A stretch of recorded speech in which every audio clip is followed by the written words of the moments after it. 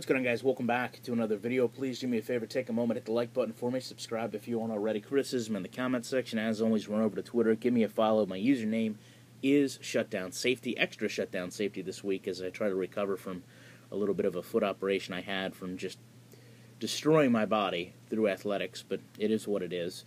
Taking a look here at the NFL football. I'm not sure any sport has a more photogenic game ball than the NFL. It's a thing of beauty.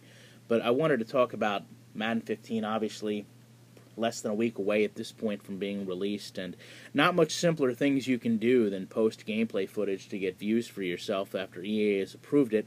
You know, you can go back and look at my time from Community Day last year. I think I got about 25 or 26K off that video. But, you know, I wanted to talk about the real commentators we have in the sim community. Before I get into that, I just want to mention, you know, there should be a distinction made between the gaming community, which would include people like, you know, QJB and Anto the Boss that have a much larger role in gaming, and that is to show that, you know, the game can be fun and entertaining, and they're extremely talented with what they do with the game, and I've had the pleasure of meeting both of them. I'm glad they both follow me on Twitter. They're genuinely great guys, but I think the sim community does things a little bit differently. Both equally as important, because what we try to do is discuss the issues the game has, go back and maybe educate people about the flaws in the game more than just showing you how you can have fun with the game.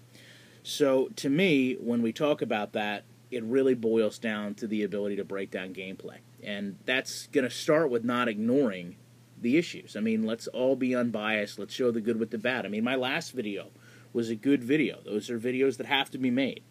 But, you know, you can't sit around and not speak on issues or cover them up with, you know, blanket statements like, you know, but it's got improvement, or it's a 3-year plan, or if you can't see there are improvements in the game, you know, who cares about what else got fixed? You know, I expect a more polished gameplay across the board from year to year. So when we continue to see these, you know, legacy issues, you know, game-breaking issues that aren't fixed, you know, I'm personally not going to pass over that simply because another area got improved. You know, a great example of this would be the tackle cone. You know, I'm all for better user control, but that control is pointless if the tackling isn't actually improved in the game. You're giving me more control over something that already doesn't function properly. So how can I ignore the issue that it doesn't function right simply because I have more control over what's not working? That's absolutely flawed logic. Now, I'm glad Clint Oldenburg, who's already overseen, to me, the largest overhaul in the history of Madden with the offensive line and defensive line interactions, is going to have a role in improving tackling going forward. But hopefully we can see that manifest itself over the next year or two.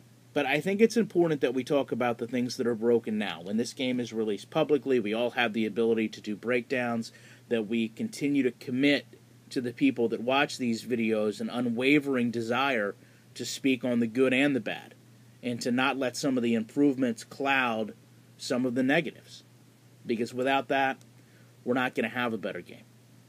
Love to know what you guys think about this. Appreciate you checking it out. And as I promised, Madden 15 footage as soon as I can make it. Madden 25 footage up until the day the game comes out.